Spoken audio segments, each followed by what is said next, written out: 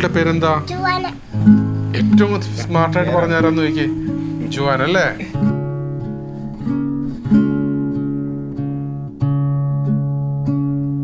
അപ്പം ഈ വീടിന് പ്രിയപ്പെട്ട പ്രേക്ഷകരെ, ഈ വീടിന് മറ്റൊരു വീടിനില്ലാത്തൊരു പ്രത്യേകത ഈ വീടിനുണ്ട്.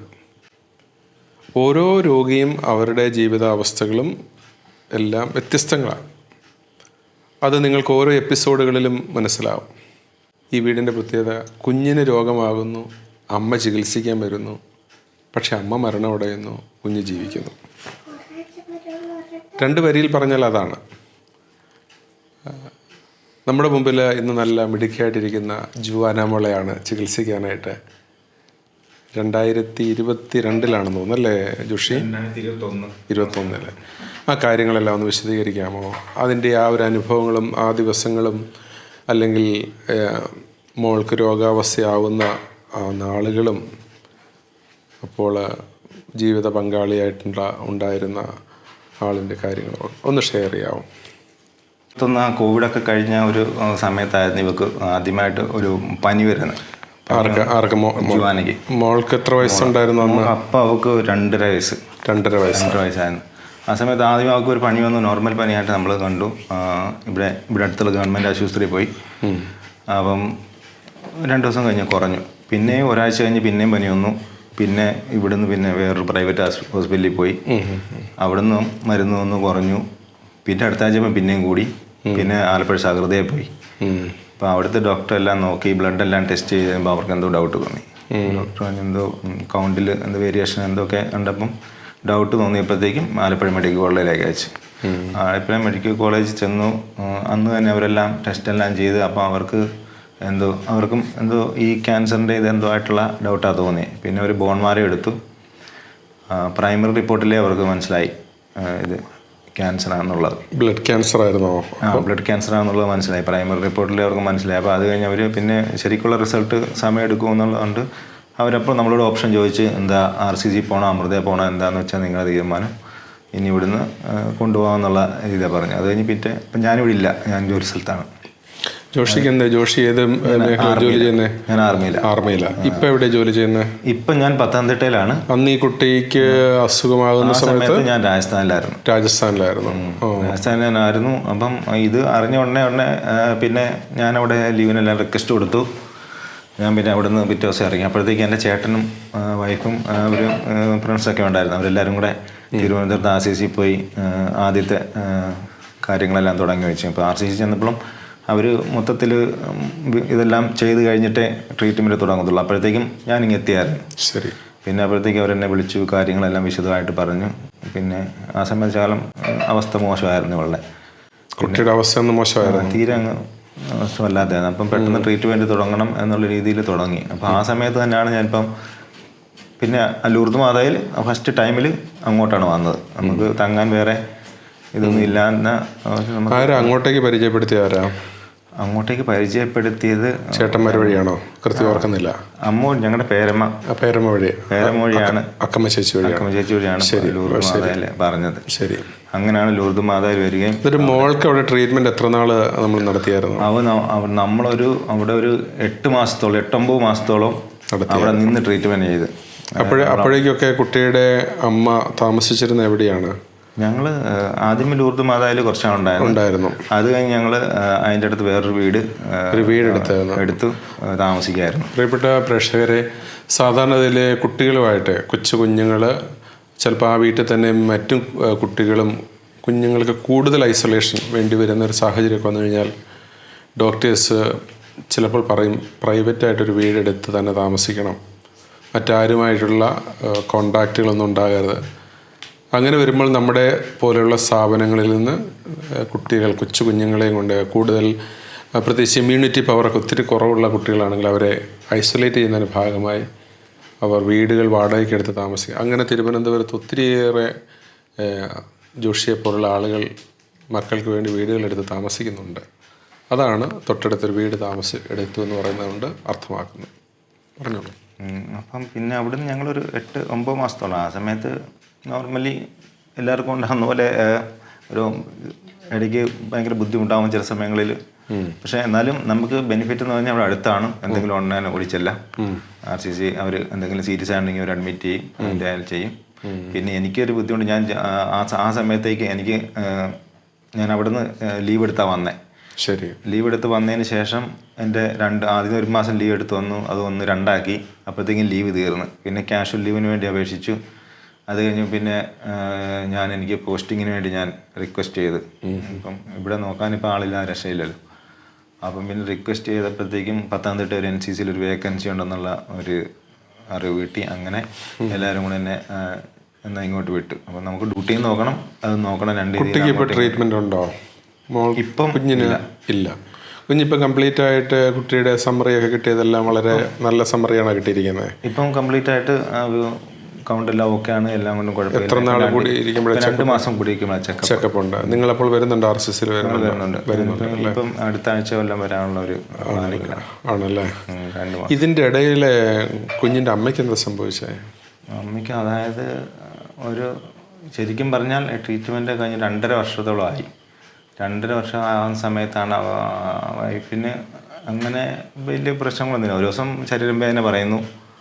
അപ്പോൾ എനിക്ക് മനസ്സിലായില്ല, കുഞ്ഞിൻ്റെ ട്രീറ്റ്മെൻറ്റിൻ്റെ മുഴുവൻ സമയത്ത് കുഞ്ഞിൻ്റെ അമ്മ കൂടെ ഉണ്ടായിരുന്നു. കൂടെ ഉണ്ട്. ഒരു പ്രത്യേകിച്ച് പ്രശ്നങ്ങളൊന്നും 2021 അവസാനം മുതൽ 2021, 2022, 2023 ഈ സമയങ്ങളിൽ കുഞ്ഞിന് അമ്മയ്ക്ക് അവൾക്ക് അസുഖം ഉണ്ടാകുന്ന സമയം വരെ വേറെ പ്രശ്നങ്ങളോ ഒന്നും ഇല്ല. വളരെ പെട്ടെന്നാണോ? ആക്റ്റീവായിരുന്നു, എല്ലാം കൊണ്ട് ആക്റ്റീവായിരുന്നു. എന്തെങ്കിലും ജോലി ചെയ്യുന്നുണ്ടായിരുന്നോ? ജോലിയില്ല. ഭാര്യയുടെ പേരെന്താ? ജൂലിമോൾ. ഓക്കെ. പുള്ളിക്കാരിയുടെ സ്വദേശം എവിടെയാ? തകഴിയാണ് അല്ലേ? അടുത്ത വീട്ടുപേര്? തകഴി ചക്കിട്ടേഴം. അവിടെ ജൂലിമോളുടെ പേരൻസ് ഒക്കെ ഉണ്ടോ? അമ്മയും അച്ഛനൊക്കെ ഉണ്ട്. ഓക്കെ.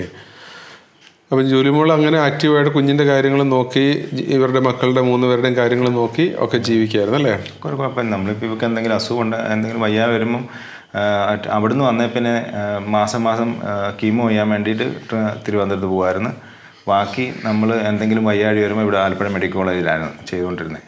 അവിടുത്തെ ഡോക്ടർമാർക്കെല്ലാം ഇവളുടെ ഹിസ്റ്ററി അറിയാവുന്നതുകൊണ്ട് അവരിതോടെ ഒരു പ്രത്യേക പരിഗണന കൊടുത്ത് ഒരു ട്രീറ്റ്മെൻറ്റ് ചെയ്യുമായിരുന്നു. അപ്പം നമ്മൾ എന്തെങ്കിലും ഉണ്ടെങ്കിൽ അവിടെ പോകും, അഡ്മിറ്റ് വല്ലതും ആവും, ഡിസ്ചാർജ് ആകാൻ വരും. ബാക്കി പിന്നെ ഇവരുടെ കാര്യങ്ങൾ സ്കൂളിൽ വിടുക, ഇവിടെ വീട്ടിലെ കാര്യങ്ങൾ നോക്കി കഴിഞ്ഞ് പോകുമായിരുന്നു.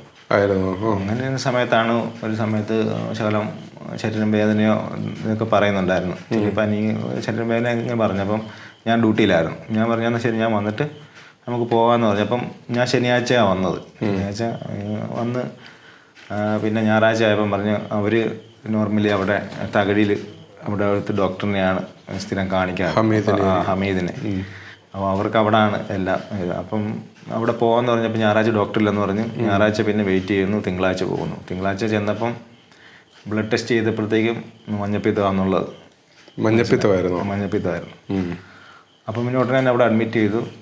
അവിടെ ഒരാഴ്ച കിടന്നിട്ട് പിന്നെ ബിൽറൂബിൻ കുറയുന്നില്ല, കൂടുന്നതല്ലാതെ അതിന് കുറവൊന്നും കാണുന്നില്ല. ടെസ്റ്റുകളെല്ലാം ചെയ്ത് നോക്കിയിട്ട് അത് എഴുതാനൊന്നും മനസ്സിലാകുന്നില്ല. അപ്പം പിന്നെ അവർ മെഡിക്കൽ കോളേജിലേക്ക് റെഫർ ചെയ്തു. മെഡിക്കൽ കോളേജിലേക്ക് റെഫർ ചെയ്ത സമയത്ത് ഇവളും അവിടെ അഡ്മിറ്റായിരുന്നു. ഇവൾ ആലപ്പുഴ ഇപ്പോൾ ICU കിടക്കുന്നു, പീഡിയാട്രിക് ICU കിടക്കുന്നു. വൈഫ് അപ്പുറേ വാർഡിൽ അഡ്മിറ്റായി. അങ്ങനെ അവിടെ നിന്ന് ഒരു 3-4 ദിവസം കഴിഞ്ഞപ്പോഴത്തേക്കും ഒരു 1-2 പോയിന്റ് കുറഞ്ഞപ്പം അവർ പറഞ്ഞെന്നാൽ ഇനിയിപ്പം മരുന്ന് കഴിച്ച് റെസ്റ്റ് എടുത്താൽ മതി, മരുന്ന് എല്ലാം കൂടെ എഴുതി തന്നു. ഒരാഴ്ച കഴിഞ്ഞ് റിവ്യൂവിന് വരാൻ പറഞ്ഞു. അങ്ങനെ വീട്ടിൽ പറഞ്ഞു വിട്ടായിരുന്നു.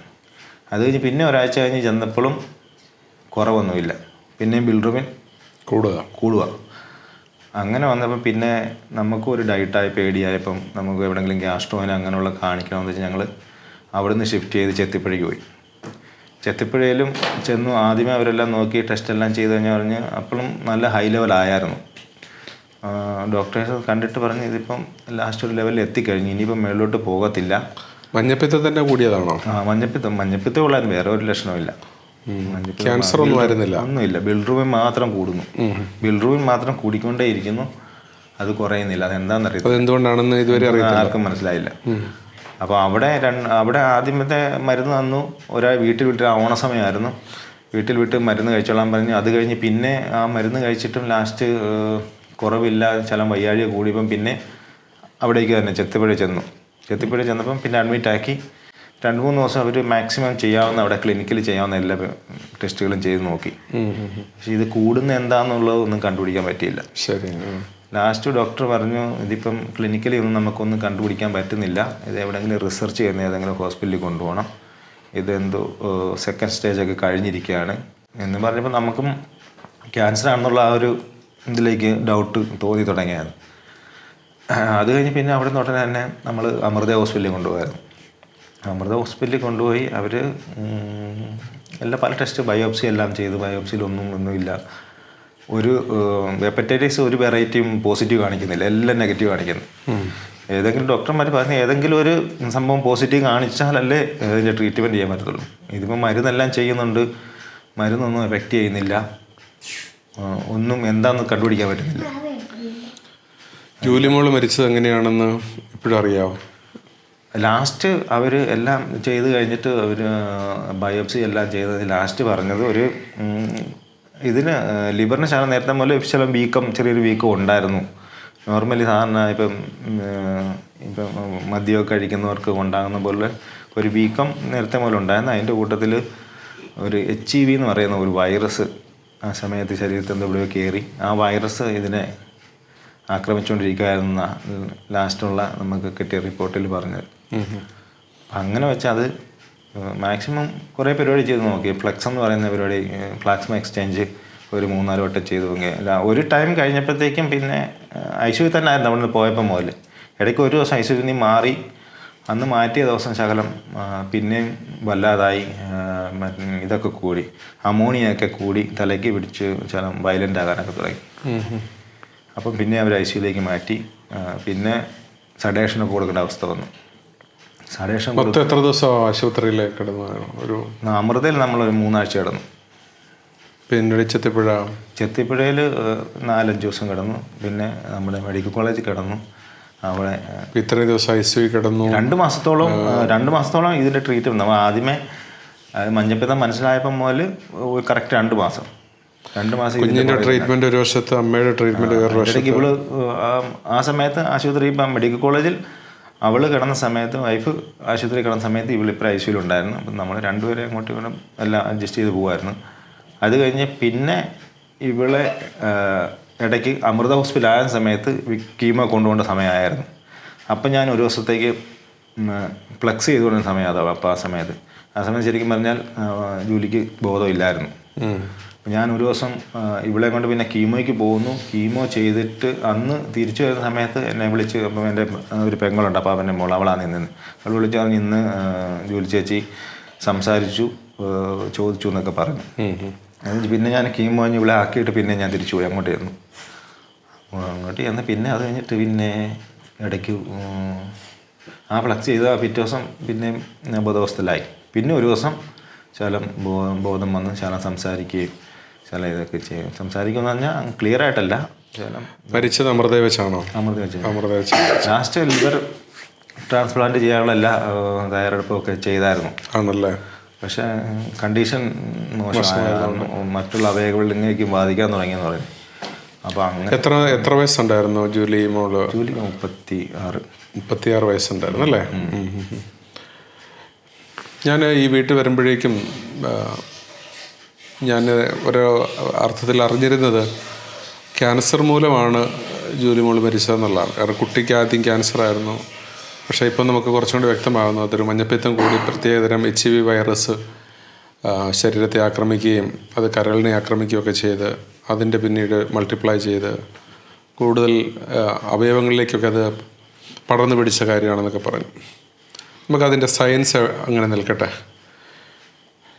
എനിക്ക് ജോഷിയുടെ അടുത്തേക്ക് വരാനായിട്ട് എനിക്ക് ആ സമയത്തുള്ള അല്ലെങ്കിൽ ഇപ്പോഴുള്ളൊരു പ്രത്യേകമായിട്ടൊരു പ്രചോദനം, ഈ മരണമൊക്കെ കഴിഞ്ഞു 2022 സെപ്റ്റംബറിലായിരുന്നോ മരിച്ചത്? 2023 ഏത് മാസമായിരുന്നു? സെപ്റ്റംബർ 28. 2023 സെപ്റ്റംബർ 28-ാം തീയതിയാണ് ജൂലി മോള് മരിക്കുന്നത്. പക്ഷെ അന്ന് എനിക്ക് നിർഭാഗ്യവശാലായിട്ട് ഇവിടെ എത്താനായിട്ട് സാധിച്ചിരുന്നില്ല. എന്തെങ്കിലും നിവൃത്തി ഉണ്ടെങ്കിൽ ഞാൻ ഓടി എത്തുന്നതാണ്. പക്ഷേ എനിക്കന്ന് സാധിച്ചിരുന്നില്ല അൺഫോർച്ചുനേറ്റ്ലി. പക്ഷേ ഒരാഴ്ച 2 ആഴ്ച കഴിഞ്ഞപ്പോൾ, 2 ആഴ്ചയാണെന്ന് എനിക്ക് തോന്നുന്നു, ജോഷി ലൂർദ് മാതാ കെയറിൽ തേടി അവിടെ വന്നു അല്ലേ? എന്തിനാ ജോഷി അങ്ങനെ ലൂർദ് മാതാ കെയറിനെ തേടി അവിടെ വന്നേ? അതെന്തെങ്കിലും ഒരു കാരണം കാണത്തില്ല? എന്നെ ഇന്ന് ശരിക്കും അവിടെ നിന്ന് ഇവിടം വരെ യാത്ര ചെയ്ച്ച് വരുത്താൻ അതാ കാരണം. അത് ഷെയർ ചെയ്യാവും, മനസ്സ് തുറന്ന് ഷെയർ ചെയ്യാവും.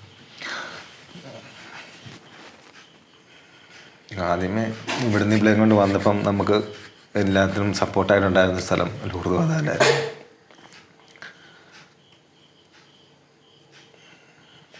അവിടുത്തെ സിസ്റ്റേഴ്സാണെങ്കിലും അച്ഛനാണെങ്കിലും എല്ലാവരും നമുക്ക് ഒരു പ്രത്യേക പരിഗണന കിട്ടിയിരുന്നു അവിടെ. ഞങ്ങൾ ഇപ്പോൾ ഇവളുടെ ആ ഒരു സിറ്റുവേഷൻ വെച്ച് നമ്മൾ വേറെ വീടെടുത്ത് മാറാമെന്ന് പറയുമ്പോഴും അവിടെ നിന്ന് നമ്മളോട് പറഞ്ഞത് വേണ്ട, ഞങ്ങൾക്ക് വേറെ വേളിലത്തൊരു നല്ല റൂം, സെപ്പറേറ്റ് ആയിട്ടുള്ള റൂം തരാം എന്നൊക്കെ പറഞ്ഞു. അവിടെ എന്നാലും നിന്നു. പക്ഷെ എന്നാലും ഞങ്ങൾ പിന്നീട് മാറി. പക്ഷേ ലൂർദ് മാതാ നമുക്ക് എപ്പോഴും അതിനെന്തോ ഒരു പ്രത്യേകത ജീവിതത്തിലുണ്ടല്ലേ? ജോഷി അവിടെ വരുന്നത് വെറും കൈയായിട്ടല്ല. എൻ്റെ ഭാര്യ ജൂലി മരിച്ച വിവരം ഞാൻ അറിഞ്ഞിരുന്നു. അതുപോലെ തന്നെ കുഞ്ഞ് ബെറ്ററായി വരുന്ന വിവരം അറിയുന്നുണ്ട്. അത് മാത്രമല്ല, എൻ്റെ കുഞ്ഞ് ഇവിടെ ജീവിച്ച സ്ഥലമാണ്.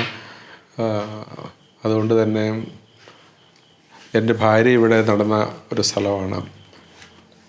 അതുകൊണ്ട് ഇവിടെ ഒരു നേരത്തെ ഭക്ഷണമെങ്കിലും അവരുടെ പേരിൽ കൊടുക്കണമെന്നൊക്കെ പറഞ്ഞാണ് അന്ന് വരുന്നത്. നമുക്കങ്ങനെ ഉപവിപ്രവൃത്തികളൊക്കെ ചെയ്യുന്ന ധാരാളം മനുഷ്യർ ഒരുപക്ഷെ നമ്മുടെ ഇടയിൽ കാണാം. പക്ഷെ ഇതുപോലെയുള്ള ചില വ്യക്തികൾ എന്നെ പലപ്പോഴും അത്ഭുതപ്പെടുത്താറുണ്ട്. 150 കിലോമീറ്ററുകൾ യാത്ര ചെയ്ത് അവരുടെ ജീവിത പങ്കാളി അല്ലെങ്കിൽ കുഞ്ഞുങ്ങൾ അവർ ജീവിച്ച സ്ഥലത്ത് ആ മുറ്റത്ത് വന്ന് കുറേ നേരം നിൽക്കാനും ഇരിക്കാനും, അതൊരു പ്രത്യേക തരം എക്സ്പീരിയൻസാണത്. അങ്ങനെ കടന്നു ചെല്ലുന്നൊരു സ്ഥലവും അതെവിടമാണെങ്കിലും ആ സ്ഥലത്തിനൊരു പ്രത്യേകത ഉണ്ടാകും. ആ സംവിധാനത്തിന് ഞാൻ ഓർക്കുന്നു, ജോഷി അവിടെ ചെന്ന സമയത്ത് ആദ്യ സഹോദരങ്ങളൊക്കെ അവിടെ വന്നിട്ട് ആ സഹോദരങ്ങളൊക്കെ എന്ത് ചെയ്യാൻ വേണ്ടിയിട്ടുള്ള അവരുടെ ഒരു അന്വേഷണവും അവരുടെ ഒരു ആവേശവും, അതിനന്ന് അവിടെയുള്ള ബൈസ്റ്റാൻഡേഴ്സ്, മറ്റ് സ്ഥലങ്ങളിൽ നിന്ന് രോഗികളെ കൊണ്ട് വന്നിരിക്കുന്നവർ കൊടുക്കുന്നൊരു സപ്പോർട്ടും ഒക്കെ ഇപ്പോഴും ഓർക്കാറുണ്ട്. ജോഷിക്ക് നല്ലൊരു ജീവിത പങ്കാളിയെ ഇന്ന് ദൈവം കൊടുത്ത് അനുഗ്രഹിച്ചിരിക്കുന്നു. സിൻസി അല്ലേ സിൻസി? ജൂലിയുടെ ഒരു കുറവ് വരാതെ കുഞ്ഞുങ്ങളെ സംരക്ഷിക്കാനും, അതുപോലെ ജോഷിയുടെ ജീവിത പങ്കാളിയെ സിൻസിയുടെ വീട് എവിടെയാ? പാലക്കാട് കടമ്പഴിപ്പുറം ആണല്ലേ? നിങ്ങൾ വിവാഹം കഴിഞ്ഞിട്ട് ഇപ്പം എത്ര നാളായി? കഴിഞ്ഞ മെയ്യിലാണല്ലേ? ആ ശരി. സിൻസിക്ക് ജോലി ഉണ്ടായിരുന്നോ? ടീച്ചറായിരുന്നു. ആ, ഇപ്പം പഠിപ്പിക്കുന്നില്ല? ഇല്ല. ഓക്കെ. ജെറിനെ, മമ്മി പോയതൊക്കെ ഓർക്കുന്നുണ്ടോ? നന്നായിട്ട്. മോനായിരിക്കും കുറച്ചും കൂടി ഒരു ഓർമ്മ വരുന്നത് അല്ലേ? ഒരു കുഞ്ഞു ചോദ്യം. വീട്ടിലെ മൂത്ത കുട്ടി അല്ലേ? ഒരു 10 വയസ്സ് പ്രായം അന്ന് അമ്മ മരിക്കുമ്പോൾ അല്ലേ? 11 വയസ്സോ? അല്ല, അപ്പം 12. 12 വയസ്സ് പ്രായം. ബാലനായ ഈശോയെ ദേവാലയത്തിൽ വെച്ച് കാണാതെ പോയ അല്ലേ? ഈശോയുടെ ആ സമയത്ത് പ്രായം 12 അല്ലേ? ശരിയല്ലേ? അച്ഛൻ ചോദിക്കുന്നത്, മൂത്ത കുട്ടിയും 12 വയസ്സുള്ള ഈ കാക്കാമ്പറമ്പിൽ എന്ന് പറയുന്ന വീട്ടിലെ കുട്ടിയായിട്ടുള്ള മോന് മമ്മിയെക്കുറിച്ചുള്ള ഏറ്റവും നല്ലൊരു ഓർമ്മ പറയാം. അതിപ്പം ഏത് കാര്യത്തിലാണെങ്കിലും എന്നെയും അനിയനെയും എല്ലാവരെയും സപ്പോർട്ട് ചെയ്യും. പിന്നെ എല്ലാം നന്നായിട്ട് ചെയ്യണം, എല്ലാം നല്ല പറഞ്ഞു തരും. പിന്നെ എല്ലാ കാര്യത്തിലും പ്രോത്സാഹിപ്പിക്കുകയൊക്കെ ചെയ്യും. മമ്മിക്ക് എല്ലാ കാര്യങ്ങളും നന്നായിട്ട് മെയിൻറ്റെയിൻ ചെയ്ത് കൊണ്ടുപോകാൻ അറിയാമായിരുന്നു. എല്ലാം കൃത്യമായിട്ട് നോക്കാനും, സാധനങ്ങളാണെങ്കിലും എന്താണെങ്കിലും എല്ലാം കൃത്യമായിട്ട് വാങ്ങിക്കാനും എല്ലാം നന്നായിട്ട് അറിയാമായിരുന്നു. പിന്നെ ആണല്ലേ? ഇതൊരു ഇൻഫോർമലായിട്ടുള്ളൊരു കടന്നുവരവാണ്. എനിക്ക് ഈ വീട്ടിൽ വരാനായിട്ട് സാധിച്ചതിൽ നല്ല ദൈവത്തിന്. കാരണം ഇന്ന് ജോഷിയും കുറേ കൂടി വലിയൊരർത്ഥത്തിൽ സിൻസിയുടെ സാന്നിധ്യത്തിലൂടെ കുറേ കൂടി സുരക്ഷിതനാവുകയാണ്. കുട്ടികൾ സുരക്ഷിതരാവുകയാണ്. അതിനോർത്ത് ദൈവത്തിന് നന്ദി പറയുന്നു.